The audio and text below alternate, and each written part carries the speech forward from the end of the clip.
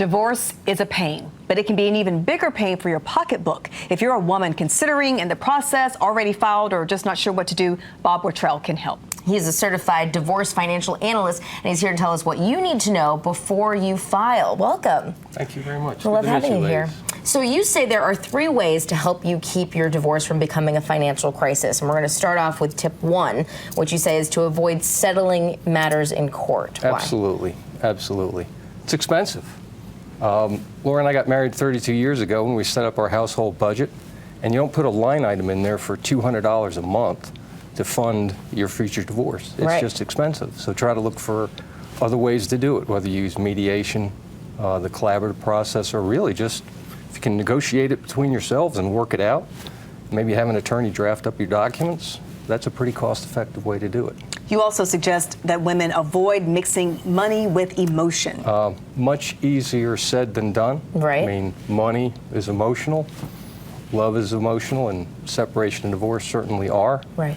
It's expensive to share your emotional matters with your attorney at $200 to $300 an hour. If you need help there, look for a professional therapist. Okay. And then you say to accept the fact that you may have to sell the marital home.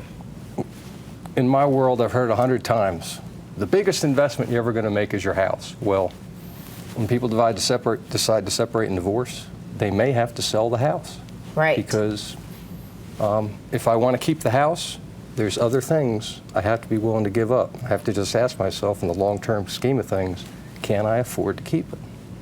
And yeah. You host workshops on the second Saturday to help women with these decisions. I host them. However, we've got a team here in Wake County for the second Saturday Wake County team. It consists purely of volunteers, family law attorneys, professional therapists, and once a month on the second Saturday from 8:30 to 12, we host the workshop. Okay, and you've seen some major situations, I know, in your own experience. What are some situations, maybe some scenarios you've seen where women have really had the decline in this situation, in divorce?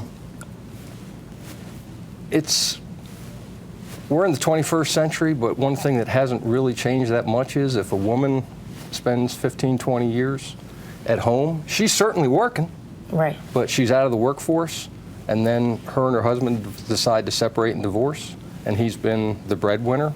Financially, she's behind the power curve, and she's got a lot of work to do. It's really, really tough. And you actually said that the decline for women, I think, is much bigger. Like men increase and women decrease. Is that right? If you look at that man and woman 5 years after they divorce, and let's say she's been the financially dependent spouse, her financial state will decline anywhere from 20 to 25%, and his will actually increase by 10 to 15%. But you give women the tools in these workshops to make their lives better, not worse, after divorce. Certainly to address really the 3 big issues: the emotional one, the legal one, and the financial one. Wow. Good information. Thank you so much. Second Saturday, WakeCounty.com for details.